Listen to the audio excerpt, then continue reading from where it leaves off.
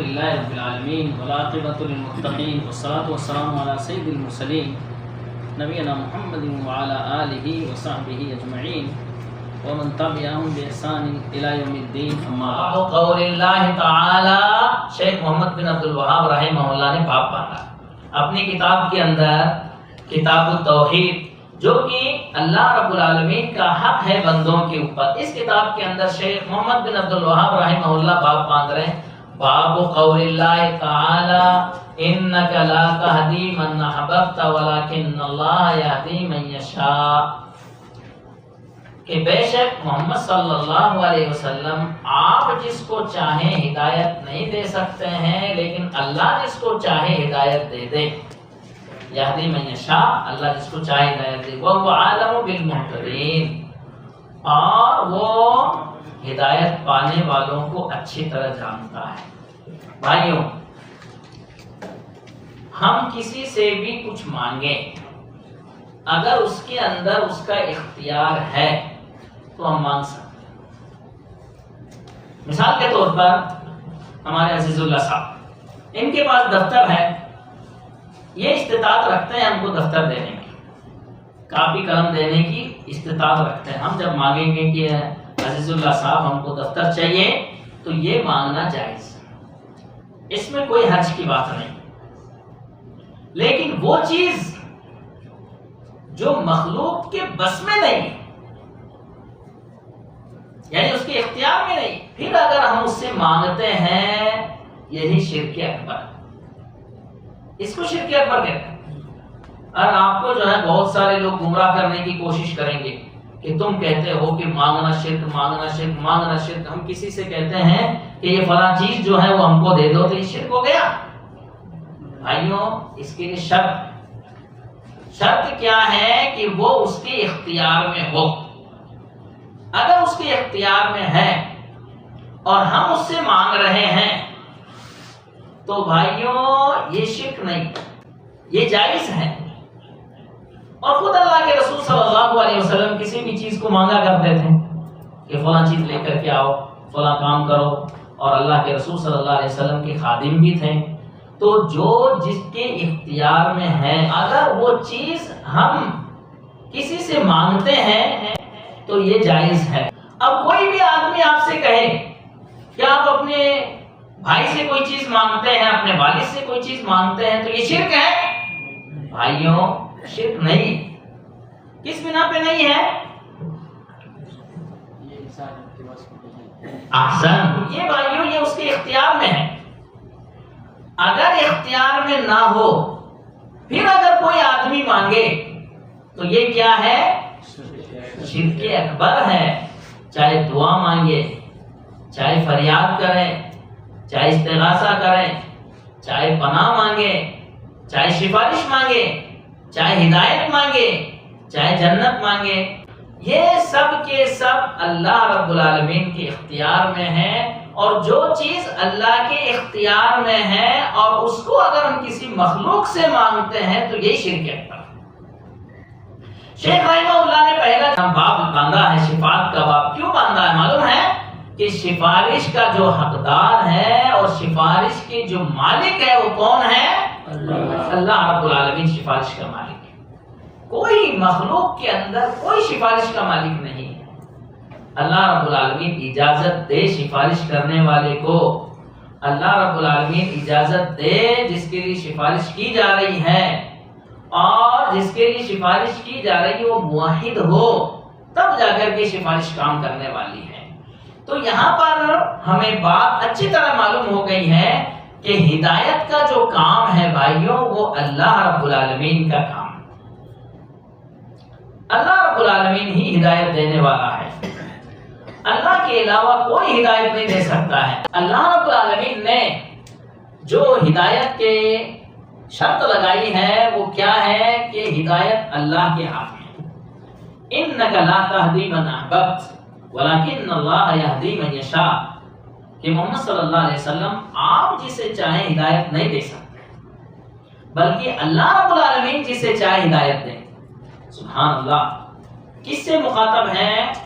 وہ ذات جو مخلوق میں اول نمبر ہے، وہ جو نبیوں کے امام ہیں، وہ جو اللہ کے سب سے پیارے اور سب سے محبوب ہیں، ان کو اللہ رب العالمین خطاب کر کے کہہ رہا ہے کہ محمد صلی اللہ علیہ وسلم آپ جسے چاہیں ہدایت نہیں دے سکتے ہیں، لیکن اللہ رب العالمین جسے چاہے ہدایت دے، اور وہ ہدایت پانے والوں کو خوب اچھی طرح جانتا ہے۔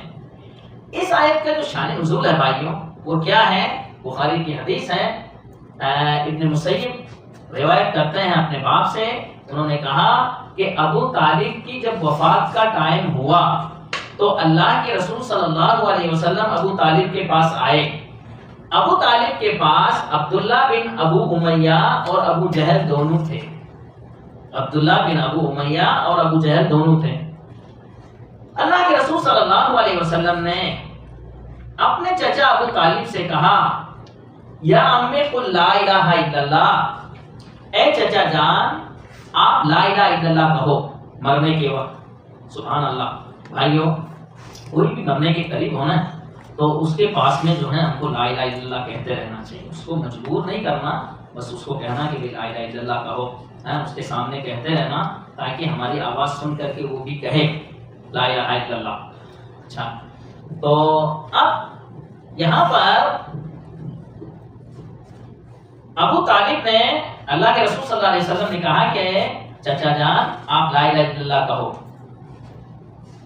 کلمۃ احاج لک بہا عند اللہ، صرف ایک مرتبہ زبان سے کہہ دو تاکہ قیامت کے دن میں اللہ کے سامنے دلیل پیش کر سکوں کہ انہوں نے میرے سامنے کلمہ لا الہ الا اللہ کہا۔ فقالا لہو، تو ابو جہل اور عبداللہ بن ابو امیہ دونوں نے اسے کہا، اترغبو عن ملت عبد المطلب، کہ تم آخری وقت میں عبد المطلب کے دین کو چھوڑ رہے ہو، یعنی آر دلایا، آر دلایا کہ بھئی آخری وقت میں بھتیجے کے دین کو قبول کر رہے ہیں۔ وَأَبَا أَن يَقُولَ لا الہ الا اللہ، اللہ کے رسول صلی اللہ علیہ وسلم نے بار بار دہرایا، چچا جان لا الہ الا اللہ کہہ دو تاکہ قیامت کے دن میرے لیے دلیل بن جائے کہ انہوں نے لا الہ الا اللہ کہا تھا۔ پھر اللہ کے رسول صلی اللہ علیہ وسلم بار بار دہرایا تو انہوں نے بھی بار بار دہرایا کہ تم آخری وقت کے اندر اپنے باپ دادا کے دین کو چھوڑ رہے ہو۔ وَأَبَا أَن يَقُولَ، اور اس نے آخر میں انکار کر دیا لا الہ الا اللہ کہنے سے۔ کیا کہا آخر میں؟ ہوا علی ملت عبد، میں جو ہے اپنے باپ دادا کے دین پہ، اس نے کہا کہ وہ اپنے باپ دادا کے دین کے اوپر ہے، اور ایسے کہہ کر کے مر گیا۔ فقال النبی صلی اللہ علیہ وسلم لأستغفرن لک ما لم انہ عنک، میں ضرور بھی ضرور، اللہ کے رسول صلی اللہ علیہ وسلم نے فرمایا کہ میں ضرور بھی ضرور تمہارے لیے اللہ سے مغفرت کی دعا کروں گا، مغفرت کی دعا کروں گا، ما لم انہ عنہ، جب تک کہ مجھے روک نہ دیا جائے۔ فانزل اللہ عز وجل، تو اللہ رب العالمین نے اس وقت یہ آیت اتاری، ما کان للنبی والذین آمنوا ان یستغفروا للمشرکین ولو كانوا اولی قربى من بعد ما تبین لهم انهم اصحاب الجحیم، کہ نبی کے لیے اور مومنوں کے لیے جائز نہیں ہے کہ وہ مشرکوں کے لیے دعائے مغفرت کریں اگرچہ کہ وہ قریبی رشتہ دار ہی کیوں نہ ہو، اس کے بعد کہ ان کو پتہ چل جائے کہ یہ جہنمی ہے۔ یعنی سبحان اللہ، یہ آیت اتری، یعنی اللہ کے رسول صلی اللہ علیہ وسلم نے قسم کھائی لأستغفرن لک، کہ ضرور بھی ضرور میں آپ کے لیے دعائے مغفرت کرتا رہوں گا جب تک کہ اللہ مجھے روک نہ دے۔ تو اللہ رب العالمین نے یہاں پر روک دیا کہ محمد صلی اللہ علیہ وسلم آپ کے لیے جائز نہیں ہے کہ آپ مشرک کے لیے دعائے مغفرت کریں، یعنی قریبی رشتہ دار ہونے کے باوجود بھی اللہ کے رسول صلی اللہ علیہ وسلم ہدایت کے مالک ہیں۔ اس سے ایک بات اور معلوم ہوتی بھائی، مرنے والے کے قریب فاسق فاجر کو نہ رکھا جائے، صحیح اور دیندار انسان کو اس کے پاس بٹھانا، چاہے اس کا بیٹا کیوں نہ ہو، اس کا باپ کیوں نہ ہو، اس کا کتنا بھی قریبی رشتہ دار کیوں نہ ہو، اگر فاسق فاجر ہے اس کے پاس اس کو نہ بٹھایا جائے، بلکہ دیندار انسان کو اس کے پاس بٹھایا جائے تاکہ وہ اس کو بار بار کلمہ جو ہے دہراتا رہے۔ اب یہ فاسق و فاجر لوگ جو ہیں اگر یہ نہ ہوتے تو ضرور ابو طالب جو ہے کلمہ پڑھ لیتے ہیں، لیکن انہوں نے اکسایا اور ان کو جو ہے آر دلائی، اس کی بنا پر انہوں نے کلمہ کہنے سے انکار کر دیا۔ اچھا، اس سے ہمیں ایک بات اور معلوم ہوتی ہے، اگر کسی کے ماں باپ شرک کرتے ہوں اور اسی دوران اگر مر گئے شرک کی حالت میں، تو ہمارے لیے جائز نہیں ہے کہ ہم ان کے لیے دعائے مغفرت کریں۔ سبحان اللہ، یہ اللہ رب العالمین کا اصول ہے۔ اور اسی بنا پر مشرک کے لیے دعائے مغفرت بھی نہیں کر سکتے ہیں، اور اس کے مرنے سے پہلے ہم اس کو دعوت دے سکتے ہیں اسلام کی، لیکن اسی حالت کے اندر اگر مر گیا تو اس کے لیے دعائے مغفرت بھی نہیں کر سکتے ہیں۔ اچھا، وَأَنزَلَ اللَّهُ فِي أَبِي طَالِبٍ إِنَّكَ لَا تَهْدِي مَنْ أَحْبَبْتَ وَلَكِنَّ اللَّهَ يَهْدِي مَن يَشَاءُ، اور ابو طالب ہی کے بارے میں اللہ رب العالمین نے یہ آیت بھی اتاری، إِنَّكَ لَا تَهْدِي مَنْ أَحْبَبْتَ وَلَكِنَّ اللَّهَ يَهْدِي مَن يَشَاءُ، کہ محمد صلی اللہ علیہ وسلم بے شک آپ جس کو چاہے ہدایت نہیں دے سکتے ہیں، لیکن اللہ جس کو چاہے ہدایت دے۔ تو ہدایت کا معاملہ اللہ کے ہاتھ میں، اللہ رب العالمین چاہے جس کو ہدایت دے۔ اور خود اللہ رب العالمین نے فرمایا وَمَا كَانَ لِنَفْسٍ أَن تُؤْمِنَ إِلَّا بِإِذْنِ اللَّهِ، کہ کسی نفس کے لیے اللہ کی اجازت کے بغیر ایمان لے آئے وہ ایسا نہیں ہو سکتا ہے۔ اللہ رب العالمین اس کے دل کے اندر ایمان ڈالتا ہے، محبت ڈالتا ہے اسلام کی، پھر وہ آدمی جو ہے اسلام کو قبول کرتا ہے۔ وَمَا كَانَ لِنَفْسٍ أَن تُؤْمِنَ إِلَّا بِإِذْنِ اللَّهِ، کہ کوئی بھی نفس جو ہے اللہ کی اجازت کے بغیر ایمان نہیں لا سکتا ہے۔ گویا کہ ہدایت اللہ کے ہاتھ میں، اللہ رب العالمین جسے چاہتا ہدایت دیتا ہے، اور جس کو اس کا اہل سمجھتا اس کو ہدایت دیتا ہے۔ اللہ اکبر، اتنے اہم بات ہے، جو اس کے لائق ہیں، جس کو بھی ہدایت دی اللہ تعالیٰ نے وہ ہدایت کے لائق تھا، اس بنا پر اللہ رب العالمین نے اس کو ہدایت دی۔ تو ہدایت کا جو اہل ہوتا ہے اس کو اللہ رب العالمین ہدایت دیتا ہے، اور جو اہل نہیں ہوتا ہے، چچا ہے تو بھی جو ہے مسلمان نہیں پایا، باپ ہے نبی کا باپ ہے تو مسلمان نہیں، نبی کا بیٹا ہے تو مسلمان نہیں ہو پایا ہے۔ یعنی گویا کہ اللہ رب العالمین زیادہ جانتا ہے کہ کون ہدایت کا مستحق ہے، وَهُوَ أَعْلَمُ بِالْمُهْتَدِينَ، اللہ رب العالمین زیادہ جانتا ہے کہ ہدایت کا مستحق کون ہے۔ تو بھائیوں، جس کو بھی ہدایت دی اللہ رب العالمین نے اللہ کا شکر ادا کرو، اللہ رب العالمین کی اس احسان کو سمجھو۔ اللہ رب العالمین نے کیا فرمایا، وَلَكِنَّ اللَّهَ حَبَّبَ إِلَيْكُمُ الْإِيمَانَ وَزَيَّنَهُ فِي قُلُوبِكُمْ، اللہ نے تمہارے دلوں کے اندر ہدایت کو محبوب بنایا۔ بہت سارے لوگ ہدایت ان کے سامنے جاتی لیکن ہدایت نہیں قبول کرتے ہو۔ اللہ کا بندے کے اوپر احسان ہوتا ہے تبھی بندہ ہدایت کو قبول کرتا ہے، اور جب اللہ رب العالمین کسی بندے کو ہدایت دے دیتا ہے بھائیوں، تو اب بندے کی ذمہ داری ہوتی ہے کہ وہ اس پر ثابت قدم رہے، یعنی لاپرواہی نہیں کرتے ہیں۔ اذان ہو رہی ہے فوراً مسجد میں جا کر کے نماز پڑھنے کی کوشش کریں، یہ اس کی ثابت قدمی کی نشانی ہے۔ یہ نہیں کہ اذان تو ہو رہی ہے ہم اپنے کام میں مشغول ہیں، تو یہ ہدایت کی قدر نہیں اس کے نزدیک۔ تو اللہ رب العالمین نے اسی تعلق سے ابو طالب کے تعلق سے یہ آیت اتاری۔ تو اس سے یہ بات معلوم ہوتی ہے بھائیوں کہ جو چیز اللہ کے اختیار میں ہے مخلوق سے مانگنا شرک اکبر ہے۔ جو بھی چیز ہدایت اللہ نے اپنے اختیار میں لے رکھی، اسی بنا پر ہم دعا کرتے ہیں ایاک نعبد و ایاک نستعین، کہ اللہ ہم تیری ہی عبادت کرتے ہیں اور مدد بھی تجھی سے طلب کرتے ہیں۔ تو یہ کیا چیز ہے بھائیوں، یہ اللہ سے ہدایت طلب کی جا رہی ہے۔ بہرحال اب ہم لوگ جو ہیں استنباطات پڑھتے ہیں۔ اس تعلق سے کسی کے پاس کوئی سوال ہے بھائیوں؟ ہاں آپ بولے گا، کیا کہہ رہے ہیں؟ شاہ صاحب یہ سفارش کے لیے ایک تو مشرک آدمی ہے، اس کے لیے سفارش نہیں ہے، ایک ایسے گناہگار ہے بس گناہ کی وجہ سے وہ جہنم میں جائے گا، اس کے لیے سفارش ہو سکتے ہیں؟ اللہ کے رسول صلی اللہ علیہ وسلم نے خود فرمایا کہ میری سفارش قیامت کے دن بڑے گناہ کرنے والوں کے لیے بھی ہوگی، کبیرہ گناہ کرنے والوں کے لیے بھی اللہ کے رسول صلی اللہ علیہ وسلم سفارش کریں گے جب تک کہ شرک نہیں کیا، اور جیسے بندے نے شرک کر لیا خلاص سفارش کا دروازہ بند۔ ہاں اور کسی کے پاس سوال؟ غیر مسلم کے لیے شیخ جو زندہ ہے ان کے لیے ہدایت کی دعا کر سکتے ہیں؟ ہاں بالکل، ان کے لیے ہدایت کی دعا کرنا چاہیے، وہ ہمارا حق ہوتا ہے، اور خاص طور پر ہدایت کے اسباب جو ہیں ان کے لیے کوشش کریں، ان کو کتابیں دیں، ان کو واضح نصیحت کریں، اسلام کے بارے میں بتائیں کیونکہ یہ غیر مسلم قیامت کے دن ہمارا گریبان پکڑنے والا ہے اگر ہم نے اس کو اسلام کے بارے میں نہیں بتایا. ہمارے بہت سارے بھائی کیا کرتے ہیں, شرماتے ہیں, یہ تو غیر مسلم, اس کو کیا کہیں. نہیں بھائی, آج تم شرما رہے ہو لیکن قیامت کے دن یہ تمہارا گریبان پکڑے گا اور اللہ کے سامنے لے کے جائے گا کہ اس کو اسلام کے بارے میں معلوم تھا لیکن اس نے مجھے نہیں بتایا, لہذا اللہ میرا اس سے حق ہے. تو اس لیے ان کو کتابیں دو, ان کے سامنے واضح و نصیحت کرو, اچھی باتیں ان کو بتاؤ اور کوشش یہ کرو ان کی دعا بھی کرو. خود اللہ کے رسول صلی اللہ علیہ وسلم دعا کیا کرتے تھے. جب عمر رضی اللہ تعالیٰ عنہ کے تعلق سے حدیث میں ہے کہ اللہ کے رسول صلی اللہ علیہ وسلم نے دعا کی تھی کہ اللہ رب العالمین 2 عمروں میں سے ایک عمر مجھے چاہیے جو تیرے نزدیک سب سے زیادہ محبوب ہو. حالانکہ دونوں کافر تھے اس زمانے کے اندر. 2 عمروں سے مراد ایک ابو جہل اور ایک عمر بن خطاب, کیونکہ ابو جہل کا جو اصل نام ہے کیا ہے, عمرو بن ہشام. کیا نام ہے, عمرو بن ہشام.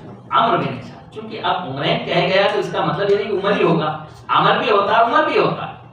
تو بہرحال تو اللہ کے رسول صلی اللہ علیہ وسلم نے جبکہ دونوں کفر کے اندر تھے تو اللہ کے رسول صلی اللہ علیہ وسلم نے دعا کی ہدایت کی. تو ہدایت کی دعا کر سکتے ہیں ان کے لیے اور کوشش کریں کہ آپ کی بنا پر اللہ رب العالمین کسی کو توفیق دے دے اور آپ کی بنا پر اللہ کسی کا دل کھول دے. اور کسی کے پاس سوال ہے بھائیوں؟ اگر آدمی مر جائے گا, انسان مر جائے گا, اس کے وقت وہ جنت یا جہنم میں جائے گا کہ نہیں, قیامت کے دن وقت میں جنت یا جہنم میں جائے گا؟ یعنی مرنے کے بعد فوراً دیکھیے اصل تو قیامت کے دن جنت یا جہنم میں جائے گا, لیکن مرنے کے بعد اس کے لیے جنت کی کھڑکی کھول دی جاتی ہے اگر وہ جنتی ہے اور وہ محسوس کرتا ہے کہ میں اچھی زندگی گزارنا ہوں. اور اگر جہنمی ہے تو جہنم کی کھڑکی کھول دی جاتی ہے اور اس کو سزا اسی وقت دی جا رہی ہے. تو کہنے کا مطلب یہ ہے کہ جو جیسا عمل کرتا ہے اس کی جزا یا سزا شروع ہو جاتی مرنے کے بعد, اور اصل قیامت کے دن جہنم میں جنت میں جائیں گے, لیکن ان کی سزا یا بدلہ, اچھا بدلہ بھی شروع ہو جاتا ہے اور سزا بھی شروع ہو جاتی ہے. اور اس میں تھوڑا وضاحت کرو کہ اللہ ہر جگہ موجود ہے اس معاہدے میں یا موجود نہیں ہے؟ ماشاء اللہ, بہت صحیح سوال ہے اور یہ عقیدے کا سوال ہے. ہر آدمی کو اس کے مسئلے کے اوپر جو ہے غور کرنا چاہیے, اس مسئلے کے اوپر کہ ہمارا رب ہے کہاں, جس کی ہم عبادت کر رہے ہیں, جس کو ہم سجدہ کر رہے ہیں, وہ ہے کہاں. تو دیکھو بھائیوں, ہم جس چیز کا عقیدہ رکھتے ہیں یا تو قرآن کی آیت ہو یا حدیث, تیسری چیز کچھ نہیں. قرآن میں اللہ رب العالمین نے تقریباً 7 مقامات پہ کہا ہے کہ اللہ رب العالمین نے آسمان و زمین کو پیدا کیا اور اس کے بعد وہ عرش کے اوپر مستوی ہوا. اب یہ اللہ رب العالمین کا عرش کہاں ہے؟ یہ 7 آسمان کے اوپر. جب اللہ رب العالمین نے کہہ دیا کہ اللہ رب العالمین عرش کے اوپر مستوی ہے تو ہمارا عقیدہ بھی یہی ہونا چاہیے. اب قرآن کی آیت بھی ہے, ما یکون من نجوا ثلاثۃ الا هو رابعهم ولا خمسۃ الا هو سادسهم وهو معكم اينما كنتم. آخری جو جملہ ہے کہا کہ تم کہیں پہ بھی ہو اللہ تمہارے ساتھ ہے. بھائیو یہ ساتھ ہونا کس حساب سے ہے؟ یہی تو لوگ ہم کو گمراہ کرتے ہیں کہ اللہ ہر جگہ موجود ہے. دیکھو اللہ ساتھ میں ہے تو ہر جگہ موجود ہے. بھائیو یہ اللہ کے علم کے حساب سے ہے, ذات کے حساب سے نہیں. اللہ اپنی قدرت علم کے حساب سے ہر جگہ اس کی قدرت موجود ہے, اس کا علم موجود ہے. حتیٰ کہ انسان کے دل میں جو وسوسہ آتا ہے اس کو بھی جانتا ہے. اور ہے کہاں پر وہ؟ عرش کے اوپر, 7 آسمان کے اوپر. کمال یہی ہے کہ اتنا دور رہنے کے بعد بھی ہمارے وسوسے کو جان رہا ہے. اگر ہر جگہ رہ کر کے معلومات حاصل کریں تو کمال کی بات نہیں ہے. کیا نام آپ کا؟ ارشد بھائی. آج یہ ہمارے درس کے اندر جو ہے پہلی مرتبہ آئے ہیں, اللہ ان کو ثابت قدم رکھے. ارشد بھائی کو معلوم نہیں تھا یہاں آنے سے پہلے کہ بھئی ایسا درس چلتا ہے, ایسے لوگ آتے ہیں, معلوم تھا کیا؟ نہیں تھا. انہوں نے یہاں آ کر کے معلومات حاصل کر لی. تو کیا کوئی کمال کی بات ہے؟ آدمی کہیں جا کر کے معلومات حاصل کرے تو یہ کمال کی بات نہیں ہے. کمال کی بات تو یہ ہے کہ اللہ رب العالمین ساتوں آسمان کے اوپر عرش ہے، اور عرش کے اوپر رہ کر کے اللہ رب العالمین معلومات دے رہا ہے، سب کے ہر چیز کا علم اس کو ہے۔ یہ کمال کی بات۔ جو کہتے ہیں کہ اللہ رب العالمین ہر جگہ موجود ہے، بھائیوں یہ اللہ کی شان میں گستاخی۔ کس حساب سے؟ ہر جگہ کے اندر کیا گندگی ہے کہ نہیں؟ حمامات ہے، ہر جگہ ہے نا، تم نے کہا ہر جگہ کے اندر سب چیزیں ہیں، تو جب ہر جگہ ہے تو گندگی کے اندر بھی ہے، حالانکہ اللہ رب العالمین تمام چیزوں سے پاک ہے۔ سبحانہ و تعالی عما یشرکون، کہ اللہ رب العالمین کے ساتھ یہ جو شریک ٹھہراتے ہیں، یا سبحانہ و تعالی عما یصفون، اللہ رب العالمین ان تمام چیزوں سے پاک ہے جو اللہ تعالیٰ کے بارے میں یہ لوگ کہتے ہیں۔ تو اس کا معنی یہ ہوتا ہے بھائیوں کہ اگر ہم ہر جگہ مانیں تو پھر گندگی میں ماننا، حالانکہ اللہ ان تمام چیزوں سے پاک ہے۔ دوسری بات یہ ہے بھائیوں کہ اللہ رب العالمین نے جب کہہ دیا ہے کہ وہ عرش کے اوپر مستوی ہے، قرآن نے بتا دیا ہے، اللہ کے رسول صلی اللہ علیہ وسلم نے بتا دیا ہے، تو خلاص ہمارا ایمان و عقیدہ اسی بات پہ ہونا چاہیے۔ اور اللہ رب العالمین نے جو کہا ہر جگہ، وہ اس کا مطلب ذات کے حساب سے نہیں، اپنے علم کے حساب سے۔ کیسے؟ اللہ مثال سے پاک ہے، میں سمجھانے کے لیے کہہ رہا ہوں۔ سورج ہمارے سامنے ہوتا کہ نہیں ہوتا؟ دیکھتے ہیں نا، لیکن کیا وہ ہمارے پاس میں ہے؟ کیا اس کی روشنی پوری دنیا کے اندر پہنچ رہی ہے، اور کتنا دور ہے وہ؟ تو اس کا مطلب یہ ہے کہ اللہ رب العالمین ساتوں آسمان کے اوپر اللہ کا عرش ہے، اللہ اپنے عرش کے اوپر مستوی ہے، اور وہیں سے ہر چیز کی معلومات رکھ رہا ہے۔ اللہ رب العالمین کے علم، قدرت اور احاطے سے کوئی چیز خالی نہیں ہے۔ اور اللہ رب العالمین کتنی دوری کے اوپر معلوم ہے؟ حدیث میں کیا ہے؟ ایک آسمان سے دوسرے آسمان کا جو فاصلہ ہے وہ کتنا؟ 500 سال کی جو روایت ہے وہ صحیح نہیں ہے۔ 500 سال کی جو روایت ہے وہ صحیح نہیں ہے۔ جو روایت صحیح ہے، جس کو علامہ البانی رحمہ اللہ نے حسن کہا ہے، وہ روایت 70 سال۔ ایک آسمان سے دوسرے آسمان تک کا جو فاصلہ ہے وہ 70 سال کی مسافت۔ ٹھیک ہے، اب یہ 7 آسمان ہیں، تو 70 کے حساب سے اگر ہم 7 کے اعتبار سے لگائیں تو کتنا ہوا ہے؟ 490۔ صحیح۔ اور اس کے بعد اللہ کا عرش ہے، جس کی مسافت بھی اتنی ہی ہے، اس آسمان سے لے کے عرش تک کی جو مسافت ہے وہ اتنی ہی ہے جتنا ایک آسمان سے دوسرے آسمان کی۔ تو کتنا ہو گیا ہے؟ 560۔ 560 سال کے مسافت پہ اللہ رب العالمین ہے، اور وہیں سے ہر چیز کی معلومات رکھ رہا ہے، اور ہمارے دلوں کے اندر جو وسوسے آتے ہیں اس کو بھی اللہ رب العالمین جانتا ہے۔ کمال تو یہ ہے کہ جو کہتے ہیں اللہ ہر جگہ موجود ہے، کمال کی بات نہیں ہے، یہ اللہ کی شان میں گستاخی ہے۔ اتنا اوپر رہنے کے باوجود، 560 سال کی مسافت رہنے کے باوجود اللہ ہر چیز پر قادر ہے۔ یہ ہے اللہ کی شان۔ اور جب اللہ رب العالمین نے کہہ دیا کہ میں عرش کے اوپر مستوی ہوں، تو پھر اللہ رب العالمین کو عرش کے اوپر ہی ماننا چاہیے۔ ہر جگہ ماننا جو ہے یہ صحیح عقیدے کے خلاف ہے، قرآن حدیث کے خلاف ہے، منہج سلف کے بھی خلاف ہے، لہٰذا ہمیں ہر جگہ نہیں ماننا چاہیے، بلکہ یہ سمجھنا چاہیے کہ اللہ اپنے علم کے حساب سے ہر جگہ ہے، لیکن ذات کے حساب سے عرش کے اوپر مستوی ہے۔ لہٰذا اس قاعدے کو یاد رکھو بھائیوں، کوئی بھی جو ہے آپ کو دھوکہ نہ دے۔ اور 90% ہمارے انڈیا، پاکستان، بنگلہ دیش کے لوگوں کا عقیدہ ہی خراب ہے، کہتے ہیں ہر جگہ اللہ موجود ہے۔ اللہ رب العالمین نے جب کہہ دیا ہے کہ میں عرش کے اوپر مستوی ہوں، تو ہم کو عقیدہ وہی رکھنا چاہیے۔ بد عقیدہ لوگوں کی باتوں میں آ کر کے ہمیں اپنا عقیدہ جو ہے خراب نہیں کرنا چاہیے۔ بہرحال اللہ رب العالمین سے دعا ہے کہ اللہ رب العالمین ہمیں دین کی سمجھ دے، اور اللہ رب العالمین ہمیں ایمان و عمل کی توفیق عطا فرمائے۔ آمین۔ وآخر دعوانا الحمدللہ رب العالمین۔ جزاکم اللہ خیرا۔